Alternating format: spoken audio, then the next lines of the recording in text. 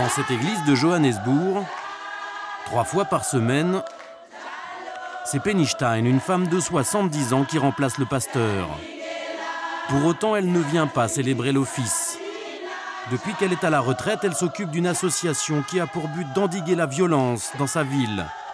Devant elle, des employés de maison, des femmes de ménage, des nourrices, des jardiniers. Penny Stein vient leur dire de faire attention. Amen. Nous devons lutter contre les criminels. C'était ma meilleure amie depuis 30 ans. Elle était dans sa salle de bain en train de discuter avec sa colocataire lorsque 3 personnes sont rentrées et leur ont posé des couteaux, ici et ici. Et ils leur ont donné des gifles et des coups de pied. Et ils ont dit, « Où est l'argent? Où sont les bijoux? Tu es une vieille femme stupide. Là, tuons-la. » Elle a dit, « Je ne garde pas d'argent à la maison. » Puis ils ont pris des cigarettes et les ont écrasées sur ma meilleure amie, Sandy. Ensuite, ils sont venus avec une bouilloire et ils ont versé de l'eau bouillante sur ma meilleure amie. Vous pouvez imaginer de l'eau bouillante? Sa meilleure amie mourra à l'hôpital. Mais ce n'est pas tout. Les 2 maris de Penny ont été assassinés. Elle-même a été agressée dans son sommeil. Alors, elle a décidé d'apprendre au personnel de maison quelques règles de base, notamment les numéros des services d'urgence. Vous savez, elle avait une domestique, Magdalena, mais elle était dans sa chambre. Apparemment, Magdalena essayait d'appeler la police, mais elle ne connaissait pas le numéro. Quel numéro devez-vous composer? 1, 1, 2, et basta! Ça, c'est pour les ambulances, et pour les pompiers, c'est 1, 0, 1, 1, 1.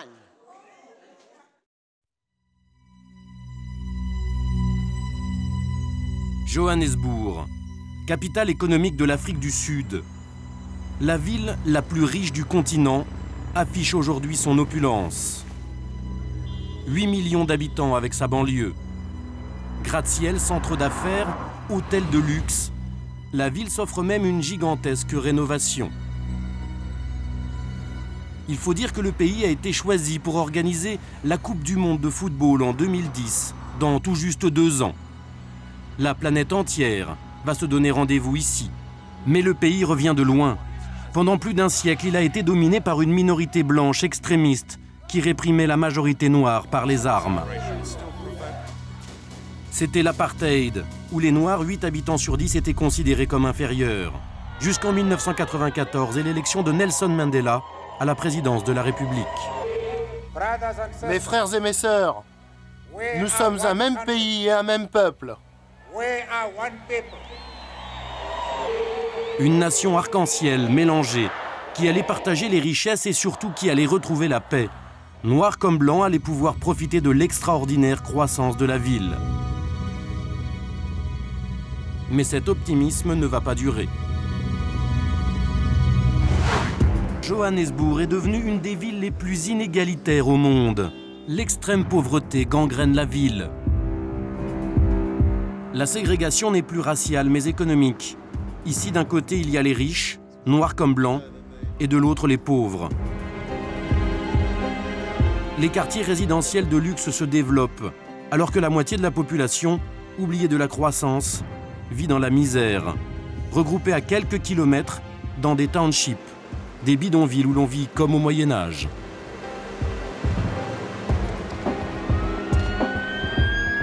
Conséquence, la ville est devenue ultra-violente, à l'image du pays qui déplore 19 000 meurtres par an, 60 fois plus qu'en France, avec un crime particulièrement répandu comme dans toutes les guerres civiles, le tous les jours à la une des journaux. Drogue, braquage sanglant. La violence traumatise la vie quotidienne des habitants de Johannesburg. J'ai eu vraiment très peur. C'est effrayant, terriblement effrayant. Il y a des enfants qui vivent ici, et les balles volent de partout. On ne sait jamais si on va être touché.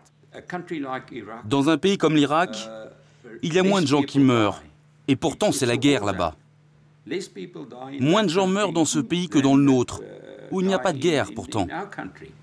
Le rêve de Nelson Mandela reste inachevé. Alors il y a ceux qui ont décidé de vivre barricadés, de tout faire pour que la violence ne rentre pas chez eux. C'est la vie de Coralie, une Française expatriée. Mais il y a aussi ceux qui ont décidé de se battre, comme Proud, agent de sécurité qui surveille les villas et pourchasse les cambrioleurs. Nous suivrons également Salomon Mdoubé, policier des brigades d'élite, qui risque sa vie toutes les nuits. Et puis il y a ceux qui ont baissé les bras. À cause de la violence, Sun-Marie a décidé de faire ses valises, comme des dizaines de milliers d'autres qui ont déjà fui le pays.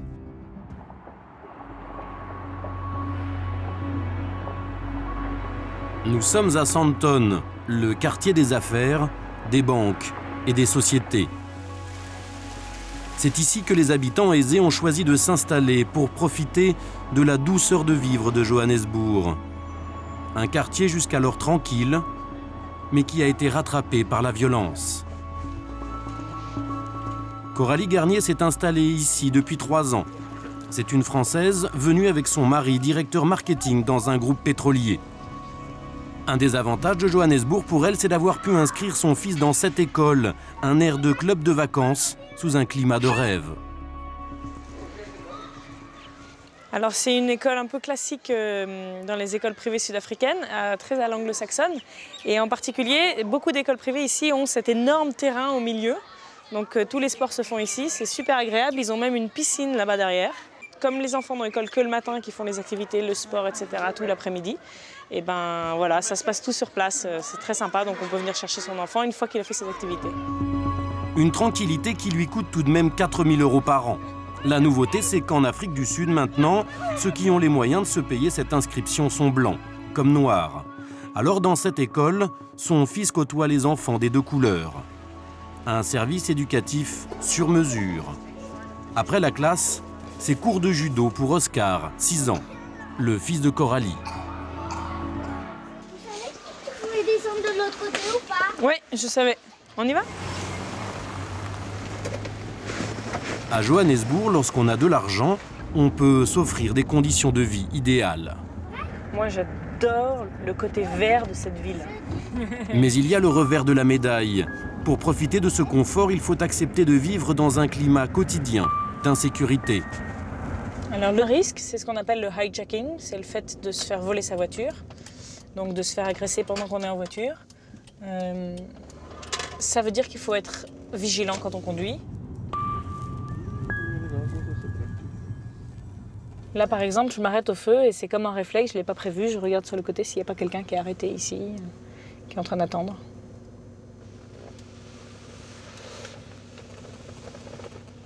L'agression au feu rouge, un grand classique à Johannesburg.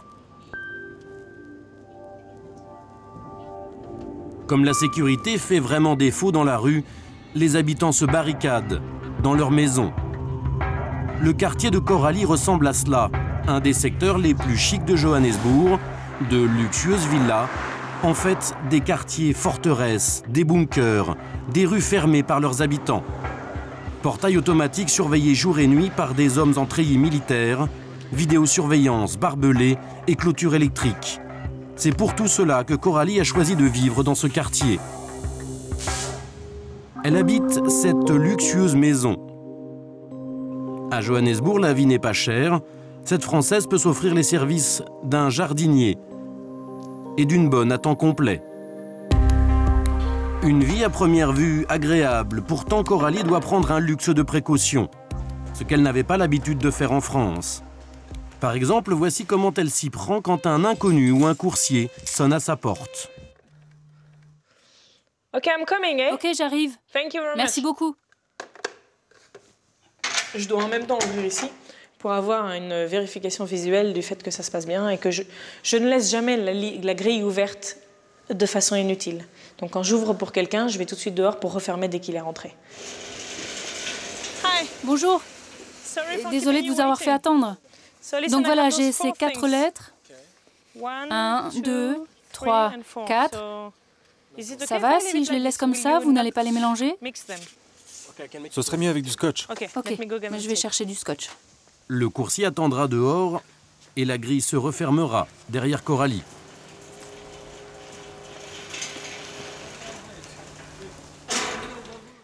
Désolée, ça prend un peu de temps. Vous allez fermer le portail là derrière vous juste pour 30 secondes. Ouais. Pourquoi? Pour être sûr que personne rentre pendant ce temps.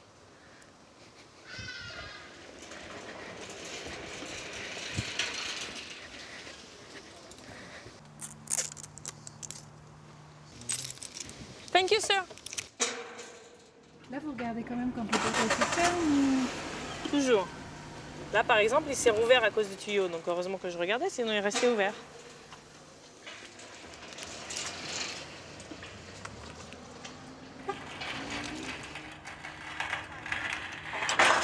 Coralie s'est habituée à vivre dans un ghetto doré, même si au début elle ne souhaitait pas s'enfermer derrière des grilles. Mais aujourd'hui, son avis a bien changé. L'énorme différence entre ici et en France, c'est que quand on se fait dérober en France, en général, on ne voit pas les voleurs. Ici, on fait face à ces agresseurs. Bien sûr qu'on a peur, bien sûr qu'on se remet en question. On s'est posé la question lorsque le visa a été renouvelé, de savoir si on voulait prendre ce risque, si on voulait rester ici. On a décidé de rester ici pour tout un tas de raisons, parce qu'on adore notre vie ici. Mais on cherche à prendre les précautions qui nous semblent raisonnables pour diminuer les risques qu'il nous arrive quelque chose, sans pour autant vivre comme des parano. Pas comme des paranos, mais quand même. On a l'alarme ici, qui nous permet de diriger, de commander un petit peu les réglages. On en a un ici et un dans notre chambre. Elle possède même des capteurs de présence infrarouges dans son jardin. Tout l'été, on dîne dehors, en fait. À ce moment-là, tous les détecteurs de présence qui sont autour de la maison, il y en a ici en particulier. Ce qu'on fait, c'est qu'on met un réglage où on désactive ceux-ci et tous les autres de l'autre côté de la maison sont actifs. Donc si quelqu'un devait approcher de la maison par derrière pendant qu'on est en train de dîner, l'alarme se déclencherait. Toute la famille vit barricadée, même à l'intérieur des chambres. On rentre ici dans la partie nuit. Donc ça, tous les soirs, on ferme cette grille.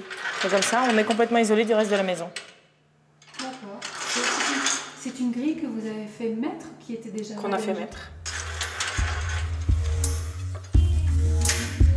Une maison cage où toutes les fenêtres sont équipées de grilles. Ça donne un peu un sentiment d'être en prison ou pas? Oui, au début, ça me choquait. Au début, j'étais un peu contre l'idée de mettre des grilles dans nos chambres, etc. Et puis finalement, on les voit plus tellement. Et lorsque toutes ces protections ne suffisent plus, elle possède l'ultime recours, à portée de main. Et les panic buttons, on en a dans la voiture et dans la chambre, dans la table de nuit. Panic button, ça veut dire quoi? Bouton de panique? Bouton de panique, exactement. Ça ressemble à ça. C'est une toute petite télécommande avec un petit bouton. Si on a une angoisse, s'il y a quelqu'un qui arrive chez nous, etc., on appuie dessus, c'est relié à la compagnie de sécurité qui y arrive. Combien de temps il en faut pour arriver? 5 minutes. Et au bout de ces boutons d'alerte, il y a 300 000 agents de sécurité. La ville en compte 2 fois plus que de policiers. Car à Johannesburg, la police ne peut plus seule contenir la violence.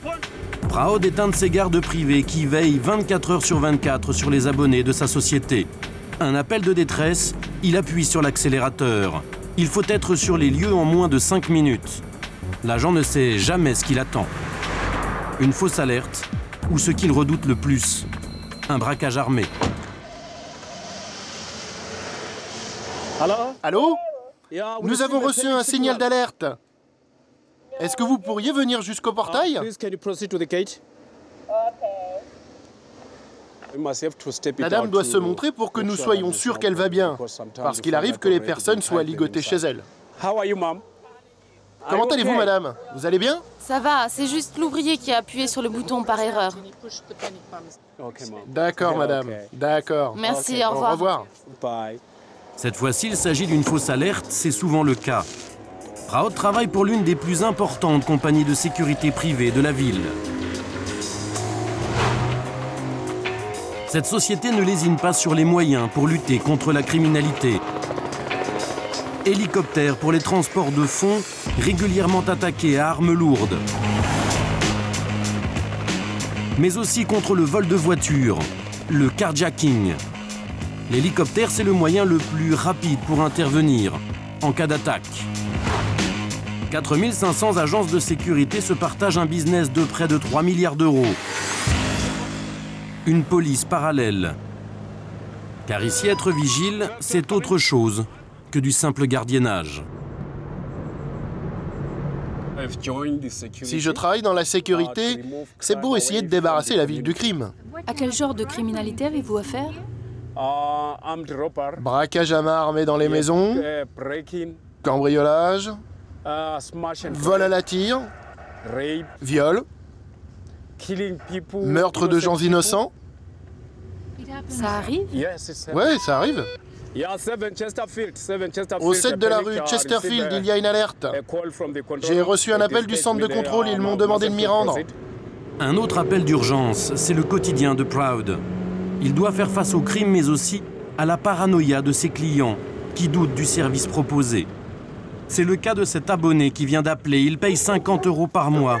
Une petite fortune ici, alors il veut être sûr que ses agents sont rapides et efficaces. Comment allez-vous, monsieur? Tout va bien? Ça va, je vous testais. Vous nous testiez? Vous faites du bon boulot. Ah, ça marche bien. Aujourd'hui, le temps de réaction était de 5 minutes, les gars. Ça aurait pu être un peu plus rapide. La prochaine fois, il ne faudra pas que ça prenne plus de 2 minutes. Hein. Mais ils sont bons, ils sont bons. Vous les testiez? Tout va bien pour vous? Oui, il n'y a pas de danger. Je testais juste l'alarme.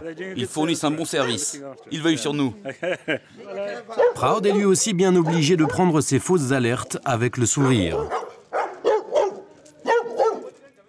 Nous sommes contents s'ils nous testent pour vérifier si l'assistance marche. Parce qu'il arrive que lorsqu'une personne a des problèmes, elle appuie sur le bouton d'alerte et elle réalise qu'il est cassé. Nous sommes satisfaits de la manière dont nous répondons. C'est très rapide. Vous êtes toujours content? Oui, je suis toujours content. Et je suis content de voir que le client est content.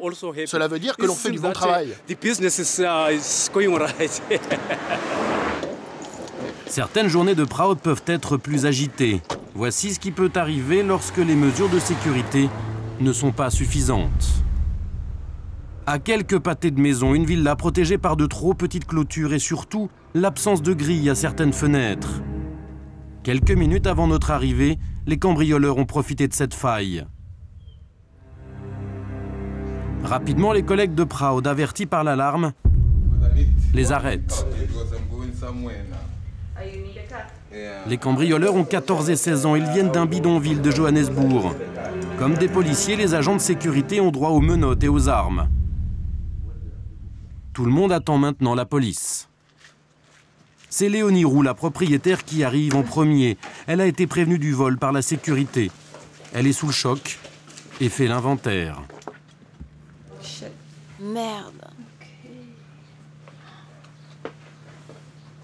Le portable était sous le lit. Ils ont tout retourné.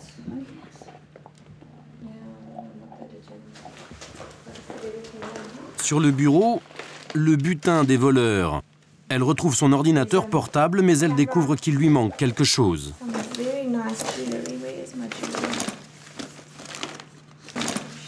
Je suis certaine qu'il me manque un appareil photo. Non, c'est sûr, il n'est pas dans le sac. On a un coffre. Ils ont dû essayer de le forcer. Et non, ils n'ont pas réussi. Ah, voilà qui est intéressant. Ils n'ont pas pris le GPS. Probablement parce qu'ils ne savaient pas s'en servir. Après avoir constaté les dégâts, c'est la confrontation. Vous n'avez rien à me dire? Vous savez ce que vous avez pris? Vous avez pris 2 appareils photo. Où est l'autre maintenant? Bon les gars, il y avait 2 appareils photo, il en manque un. Et il n'y avait que vous dans la maison. Vous l'avez jeté où? Dans les buissons? Je ne sais pas. Peut-être qu'il est tombé là-bas. J'espère que c'est la première et la dernière fois. Parce que vous mettez vos vies en l'air. Et la prochaine fois, vous reviendrez avec une arme et vous allez tirer sur quelqu'un. Et vous resterez en prison pour le restant de votre vie alors que vous êtes si jeune. Je suis vraiment désolé. Ils ne peuvent pas nous punir. Je suis vraiment désolé. Comme Coralie, la Française, Léonie doit maintenant se résoudre à se barricader.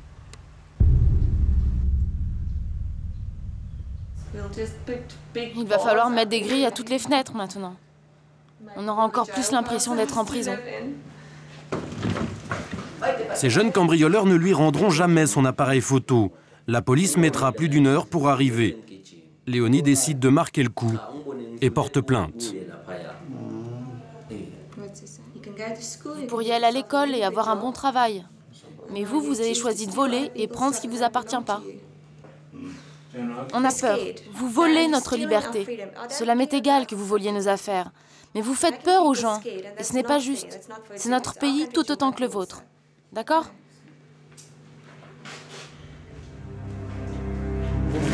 Ces jeunes qui sont mineurs ne risquent pas grand-chose, un avertissement au plus. C'est pour cela que souvent, les adultes les envoient commettre des cambriolages à leur place dans les belles résidences, à 2 pas des bidonvilles où ils habitent.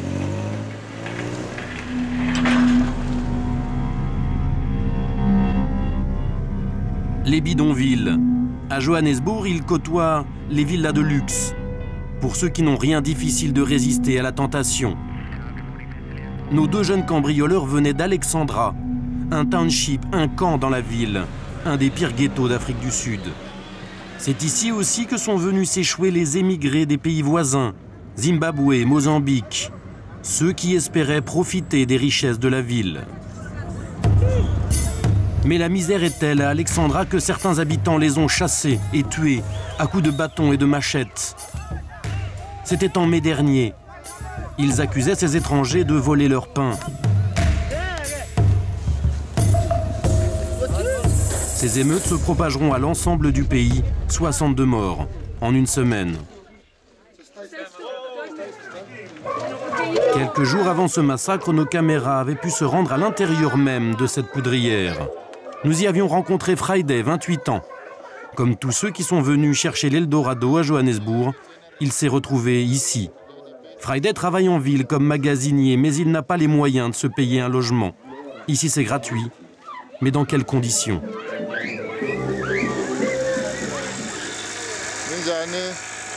Vous voyez là, il y a un groupe électrogène. Et vous avez vu combien ils sont là-dedans? Ils habitent à 5 dans un tout petit endroit comme ça. Ni électricité, ni eau courante, ni toilettes dans les maisons. Il faut sortir du quartier pour se rendre au WC public. Voici les toilettes. Elles empestent à 50 mètres à la ronde. Il y a 20 familles qui partagent ces toilettes. 80 personnes qui se partagent les mêmes toilettes et encore quand elles sont utilisables. Maintenant, la cuve est pleine et il faut attendre jusqu'à lundi pour qu'ils viennent les vider. Parfois, ils ne viennent pas.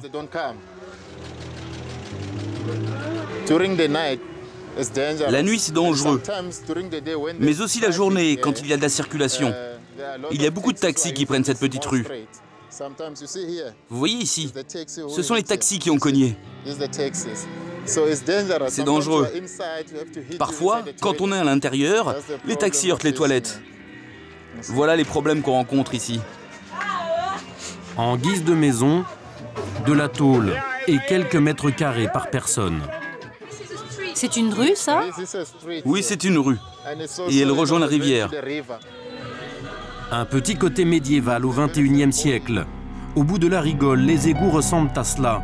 La rivière croupie, un nid à microbes, une décharge où viennent jouer les enfants. Pour fuir cette misère, certains se réfugient dans l'alcool, comme le frère de Friday. C'est mon frère Joe.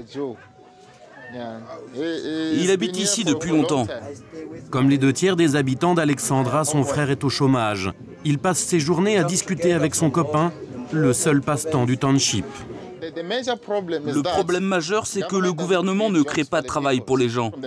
C'est la pauvreté qui mène à la criminalité en Afrique du Sud. J'ai l'impression que nous sommes oubliés. Oubliés, ils tentent eux-mêmes de nettoyer leur quartier. Et ça commence par lutter contre l'alcoolisme. C'est le week-end, Friday vient tenir compagnie à son ami Mike. Mike a une échoppe, on y trouve 3 fois rien. Devant, les délaissés de Johannesburg nouent leur détresse dans la boisson. Mike, lui, a choisi d'arrêter de les servir. C'est un gros problème, parce que la plupart du temps, quand les gens sont sous, ils se bagarrent. C'est à cause de l'alcool. Ils se poignardent, ils se battent. Je ne veux pas voir ce genre de problème ici.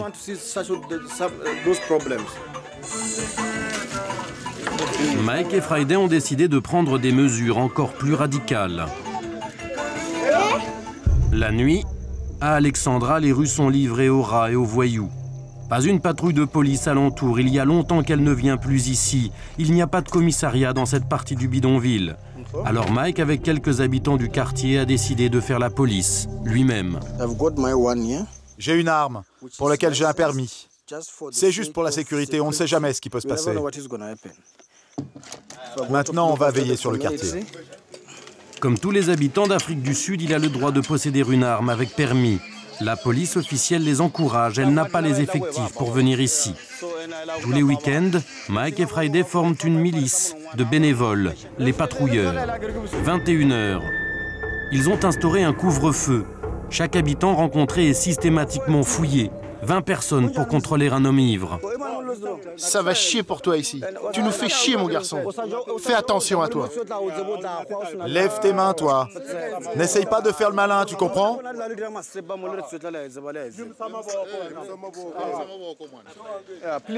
Des contrôles sans aucun ménagement. Vous savez, c'est n'importe quoi ce que vous faites, les mecs. Tu nous fais chier, vas-y. Je ne vous ai pas entendu me dire s'il vous plaît. Hé mec, tu t'arrêtes. Arrête de nous faire chier. Tu comprends rien, mon gars, ça va chier pour toi. Vas-y, rentre chez toi. Tu nous fais chier, connard. Dégage.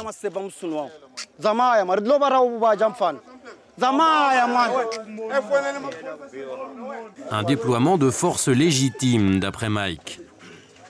C'est nécessaire que vous soyez si nombreux? Oui, c'est nécessaire. Vous savez, nous sommes dans le plus grand squat d'Alexandra. Et c'est pour ça qu'il faut que l'on soit le plus nombreux possible. Ils veulent impressionner. Devant leur présence, un homme court au loin. C'est suffisant pour que les patrouilleurs le prennent en chasse. Pourquoi tu t'enfuis? Ne t'enfuis pas! Étranglement, immobilisation, on n'est pas loin de la bavure. Je croyais que vous étiez des voleurs. Nous ne sommes pas des voleurs, ne t'enfuis pas. Il a rien, ce mec. L'homme clame son innocence et les patrouilleurs reconnaissent leur erreur. Vous devez aborder les gens correctement. Pourquoi vous avez été si agressif, hein? Cet homme a eu la peur de sa vie, mais les miliciens eux-mêmes ne sont pas vraiment rassurés, car ils ne savent jamais sur qui ils peuvent tomber. Là, le patrouilleur vient de saisir un couteau. C'est pas pour éplucher les pommes de terre, un couteau comme ça. Mais j'ai rien fait avec ce couteau. Un couteau comme ça? Vous avez regardé à quoi je ressemble, moi? Vous m'avez bien regardé? Est-ce que vous m'avez bien regardé? Une fois, j'ai été agressé et blessé. C'est pour ça que j'ai acheté ce couteau. On nous le montre fièrement comme un trophée, c'est un couteau militaire. Désolé, ok? Je suis désolé. Les excuses n'y feront rien, le milicien veut lui donner une petite leçon. Mais qu'est-ce que je t'ai fait? Et toi, qu'est-ce que je t'ai fait? Mais je l'ai acheté, ce couteau. D'accord, tu l'as acheté. Mais le problème, c'est que tu le portes en public. Mais je n'ai rien fait de mal avec le couteau. Cet homme a eu de la chance. La milice se contentera de confisquer le couteau. 10 personnes se font tuer chaque mois à Alexandra. Mike et sa patrouille ne se limitent pas au contrôle des passants. Ils veulent aussi fermer les bars après minuit. Mais là, c'est une autre paire de manches.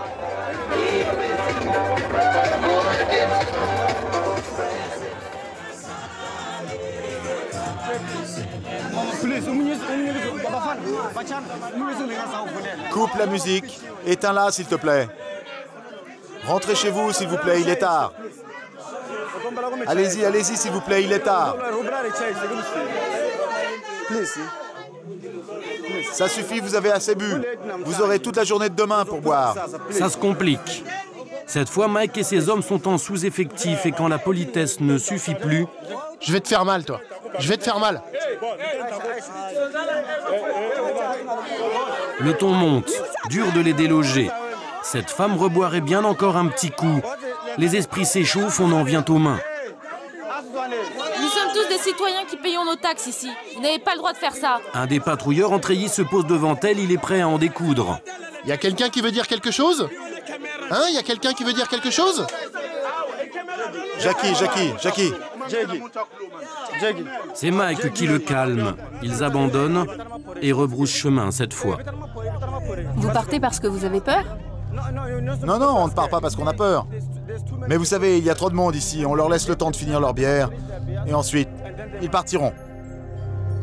Cette nuit, beaucoup de bruit et d'alcool. Mais aucun coup de couteau à Alexandra. Vous voyez, il n'y a pas de problème ici. Tout le monde a fermé. Alors nous rentrons. Mike et ses amis sont livrés à eux-mêmes. La police a trop à faire ailleurs. Elle est mobilisée à quelques kilomètres de là, à nettoyer le centre-ville. Il faut dire que dans 2 ans, pour la Coupe du Monde de football, Johannesburg doit être présentable. Et il reste encore beaucoup de travail pour la police. Elle sait qu'ici, les criminels qu'elle rencontre tirent pour les tuer. Les policiers sont des cibles. Alors au quartier général des Flying Squad, l'unité d'intervention rapide de la police nationale, distribution de munitions et de AK-47, des fusils mitrailleurs, de quoi riposter. C'est l'heure de la prise d'armes pour l'agent Salomon Mdoubé, 34 ans. Chaque soir, 24 officiers comme lui prennent leur service. Ils ne savent pas s'ils rentreront en vie le lendemain, alors avant de partir, c'est prière pour tout le monde. Prions.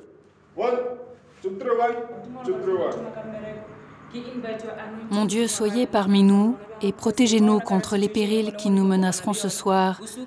Au nom de Jésus-Christ, Amen. Gilet pare-balles obligatoire pour tous. En Afrique du Sud, 108 policiers ont été tués l'an passé. En comparaison, il y en a eu 5 en France. Maintenant, nous partons en patrouille. On va voir s'il se passe quelque chose ce soir. L'agent Mdoubé ne croit pas si bien dire. Sa nuit sera bien remplie. Les équipes des Flying Squad quadrillent la ville et s'approchent banlieue. L'équipe commence par le centre-ville et le quartier de Hillbrow. Il est 19h, la cité se vide. Il ne reste plus ici que drogués et prostituées.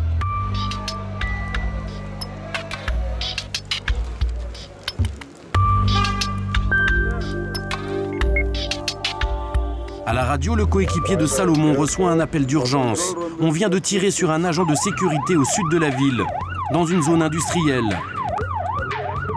Salomon est dans le secteur, ils foncent sur les lieux.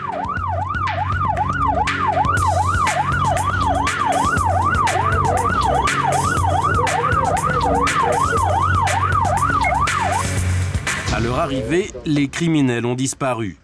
La fusillade a duré moins d'1 minute. L'homme qui a essuyé les tirs attend les secours dans sa voiture. La balle a transpercé sa joue. On a tiré sur lui en visant la tête. Pour Salomon, un classique. C'est un entrepôt pour du matériel, tel que des téléviseurs, de la hi-fi, des écrans plasma. Ils ont dû essayer de cambrioler. Ils ont ligoté les 2 gardiens de sécurité. Et heureusement, l'un des gardes a déclenché l'alarme. La compagnie de sécurité a répondu à l'appel, mais quand le vigile est arrivé, les voleurs lui ont tiré dans le visage. Une tentative de meurtre pour quelques téléviseurs. L'agent de sécurité terminera sa nuit à l'hôpital.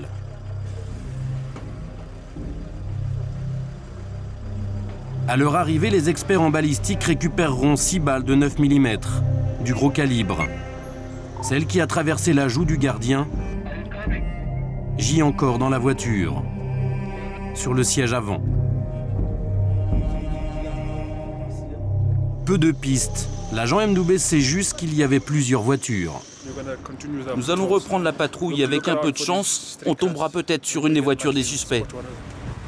Salomon Mdoubé part à la recherche des suspects. Mais une autre priorité va bouleverser ses plans. Et ce coup-ci, la chance va lui sourire. Il est appelé pour un cambriolage à main armée. Le quartier riche de Johannesburg est très étendu, une multitude de rues, pas toujours bien indiquées. Les policiers d'élite sont perdus.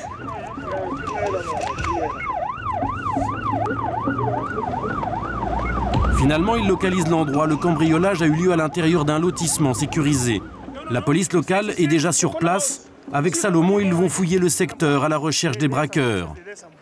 3 suspects armés. Le braquage vient juste d'avoir lieu.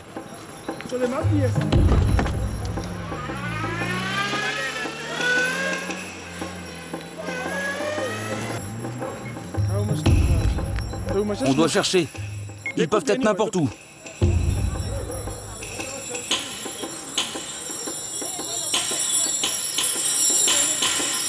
Le quartier hautement protégé se transforme en souricière.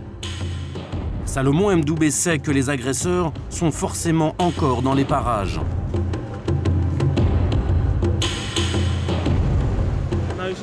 Il y a des clôtures électriques et des chiens. Donc ils doivent être ici quelque part.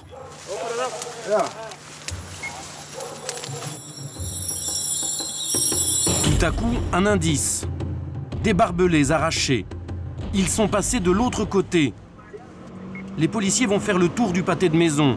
Dans la voiture, les fusils mitrailleurs sont prêts à tirer. À 50 mètres d'eux, un homme court se cacher dans les buissons.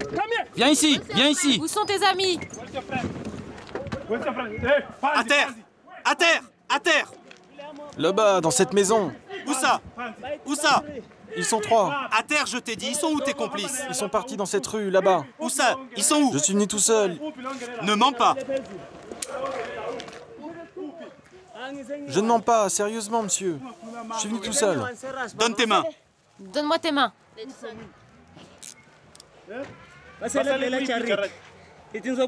amis sont armés? Non. Ils sont où tes complices? Ils sont où? Est-ce qu'ils sont armés? Non. Ils sont où tes complices? Ils m'ont dit de descendre par là, ils sont toujours derrière cette maison. Allez, lève-toi. Le voleur avait 2 complices. Eux sont loin maintenant.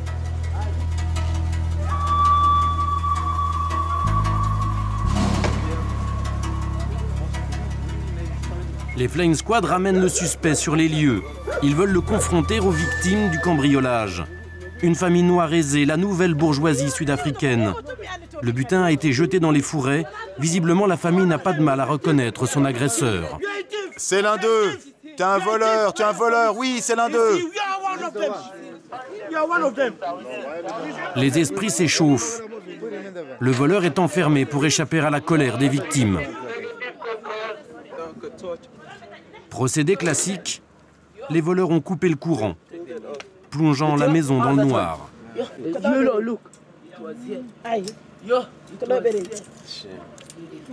Mon frère était sorti pour vérifier pourquoi on n'avait pas d'électricité puisque toutes les autres maisons en avaient. Ils étaient cachés derrière le portail. Ils avaient des couteaux. Donc ils sont rentrés à l'intérieur et sont allés dans la chambre de ma belle-mère. Ils lui ont mis le couteau sur le visage. Mais ils n'ont rien trouvé dans sa chambre. Alors ils sont allés à côté. Alors mon frère est arrivé et a dit « Appelle la police, il y a des voleurs dans la maison ». J'ai appelé la police, puis j'ai couru m'enfermer dans les toilettes pour qu'ils ne puissent pas me violer. Le père, lui, a été réveillé à coups de poing. Il y en avait un qui avait un pistolet. Ils m'ont demandé de l'argent. J'ai dit quel argent? Je n'en ai pas. Ils m'ont dit tu dois nous donner des sous. Alors ils m'ont frappé à la mâchoire. Et ils m'ont dit qu'ils allaient me tuer si je ne leur donnais pas de l'argent. Je leur ai dit que je n'avais pas d'argent. J'ai eu peur, mais vraiment peur. J'appelais les voisins pour qu'ils m'aident et je criais ils sont en train de me tuer, ils sont en train de me tuer. Même si 2 cambrioleurs ont pu s'échapper, en avoir arrêté un, pour Salomon, ce n'est déjà pas si mal. C'est l'heure de la pause casse-croûte en plein milieu de la nuit. De quoi souffler un peu pour l'équipe des Flying Squad. À Johannesburg, la police a été sérieusement renforcée ces dernières années. Et pourtant, les crimes sont de plus en plus violents. Dans ce pays, les citoyens sont de plus en plus prudents et ils ont amélioré leur sécurité. Du coup, les criminels se sentent frustrés parce qu'ils doivent produire plus d'efforts pour arriver à leur fin. C'est pour cela que les crimes deviennent de plus en plus violents. Comme Salomon, Proud le vigile risque sa vie tous les soirs, mais pour 2 fois moins d'argent qu'un policier. À peine 300 € par mois. Mais Proud s'en contente. Il est reparti pour 12 heures de patrouille dans le quartier de Coralie, la Française. Quand je ne patrouille pas, je ne me sens pas bien. J'observe les ombres, les voitures suspectes, les gens suspects. Ma vue est aiguisée, je vois tout. Proud raffole de ses missions à haut risque. Agent de sécurité à Johannesburg, c'est plus estimable selon lui qu'être policier. Quand j'étais enfant, je voulais être un policier, mais je ne pensais pas travailler dans la sécurité privée. Mais finalement, la sécurité, c'est un peu comme la police. Alors pourquoi vous n'avez pas rejoint la police? Non, non. Moi, je n'aime pas la police. Pour moi, la police laisse les suspects s'échapper. Ils sont corrompus. Je n'ai pas envie d'être corrompu. Non. Moi, ce que j'aimerais, c'est que les gens vivent librement dans leur pays. Quand une sécurité, Proud de téléphone, puis-je vous aider? Et heureusement que Proud aime bien son métier parce que ce soir, il va encore être servi. La radio vient de signaler un cambriolage en cours, à 1 kilomètre de là.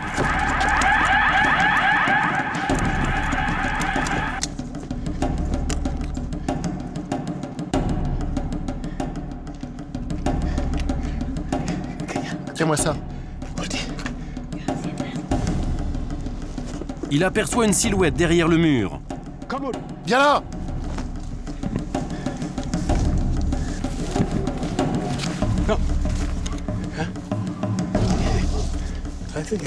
Il doit être dans ce jardin. Allez, on va regarder par là. Il n'a pas pu sauter par-dessus la clôture. L'intrus est tout proche. Eh, viens là! Stop!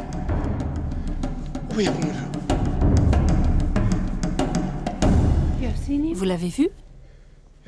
Oui, il était caché juste ici. Proud est écœuré, l'individu leur a glissé entre les doigts. Le propriétaire de la maison, un Belge, ne semble pas plus effrayé que cela. J'étais là avec des amis, on était assis en train de parler, puis tout à coup, il y en a un qui l'a vu ici à la fenêtre, qui a vu quelqu'un, un homme noir à la fenêtre, qui regardait, qui ne faisait pas partie du groupe. Alors on est sorti pour voir un petit peu ce qui se passait. Moi j'ai appuyé sur le panic button. Vous connaissez avec le sourire en fait? Oui, parce qu'en fin de compte, il n'y a pas grand-chose qu'on puisse faire. On sait qu'on est protégé. Ouais. Et on se protège du mieux qu'on peut, comme on fait partout dans le monde. Sauf que dans les autres villes du monde, on n'a pas forcément son gardien de sécurité, l'arme à la main, en train de pourchasser un voleur à l'intérieur de sa maison. Il faut que j'attrape ce type. Proud n'attrapera personne. Pas ce soir, en tout cas.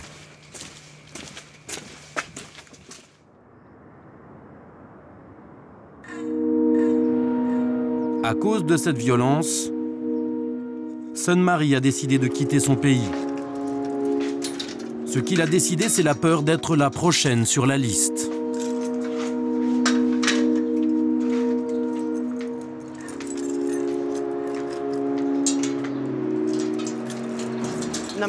Au numéro 35, ils sont rentrés dans la maison, ils ont cambriolé et ils ont vu la fille de 16 ans. Numéro 28, ces occupants ont déménagé depuis. Ils ont aussi été cambriolés chez eux dans la journée. Ils ont été braqués, agressés et frappés. Voici le numéro 19. Ils sont rentrés par la fenêtre de la cuisine et ils ont tiré sur le propriétaire, dans l'estomac et dans la jambe. Sun-Marie a décidé de partir pour de bon. Contrairement à Coralie la Française, les systèmes de sécurité ne suffisent plus à la rassurer.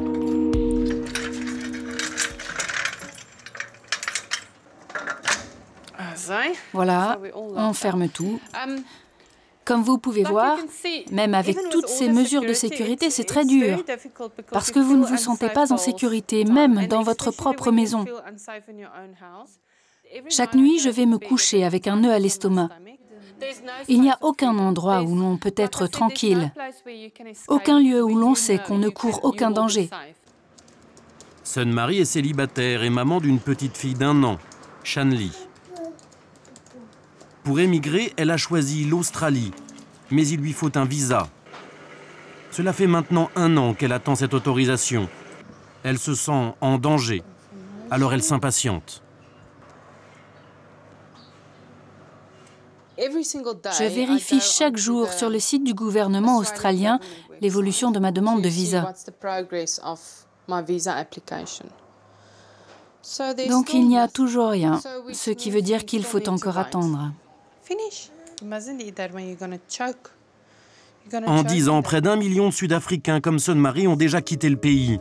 Les journaux regorgent de publicités pour des agences spécialisées dans les formalités d'émigration. Destination favorite, l'Australie, le Canada, la Nouvelle-Zélande. Avant même l'obtention de son visa, elle a décidé de faire ses bagages pour quitter le quartier. Toute une vie à empaqueter. Elle fait le vide dans ses sacs pour ne pas qu'ils moisissent pendant les 2 mois de traversée, enfermés dans un conteneur sur un bateau. Il faut faire cela pour tout le linge, tous les vêtements, tous les coussins, les rideaux, pour tout. Je renonce à mon pays, je renonce à passer du temps avec ma famille. J'emmène Shanley loin de sa grand-mère. Je suis triste, c'est certain, mais je suis soulagée aussi de partir loin de ces conditions horribles dans lesquelles nous devons vivre tous les jours.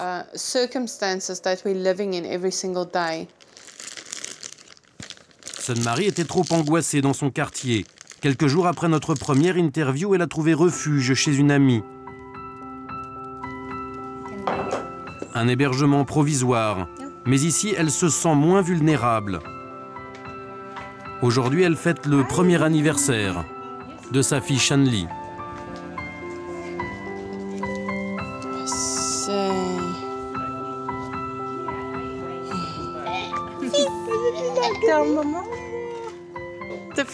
Le premier et le dernier en Afrique du Sud.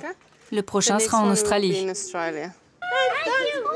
Dans la famille, Mering s'expatrie et on commence à en avoir l'habitude. Le frère est déjà parti s'installer en Australie. Pour la mère de Sun-Marie, c'est un déchirement. La violence va la séparer de ses 2 enfants et de sa toute jeune petite fille.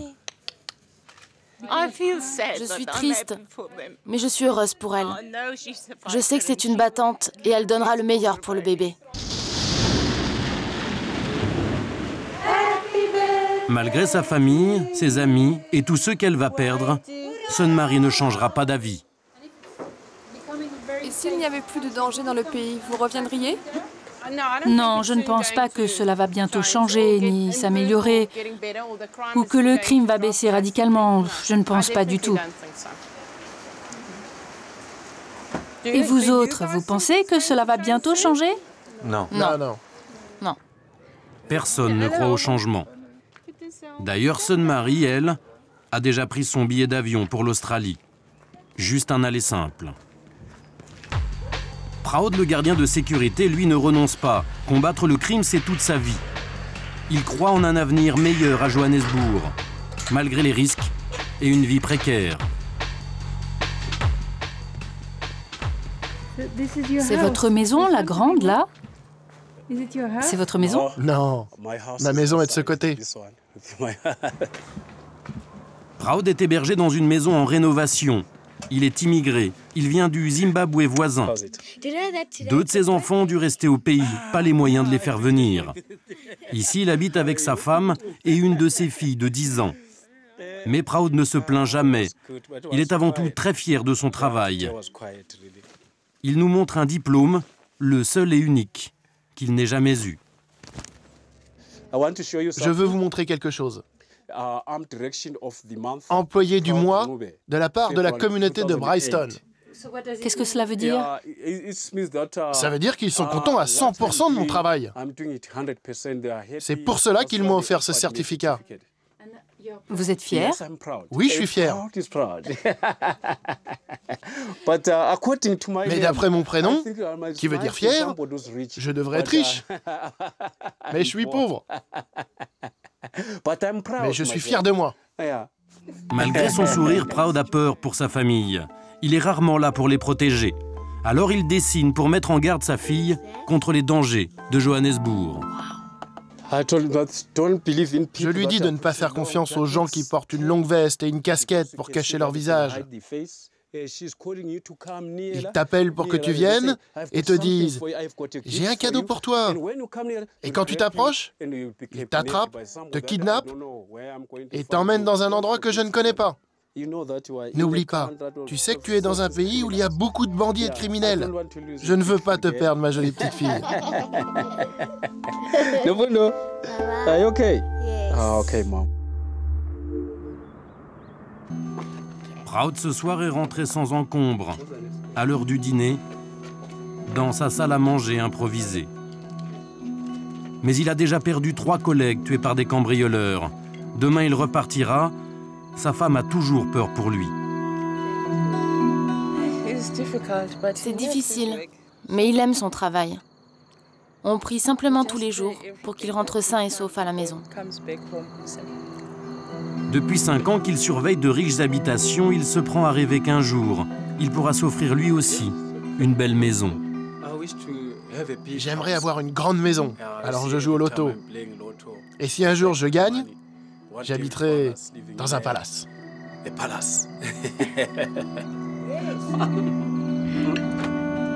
Coralie, la Française, elle, s'est habituée à ces conditions de vie, peut-être parce que, contrairement aux Sud-Africains, elle sait qu'elle ne passera pas toute sa vie derrière des grilles à Johannesburg.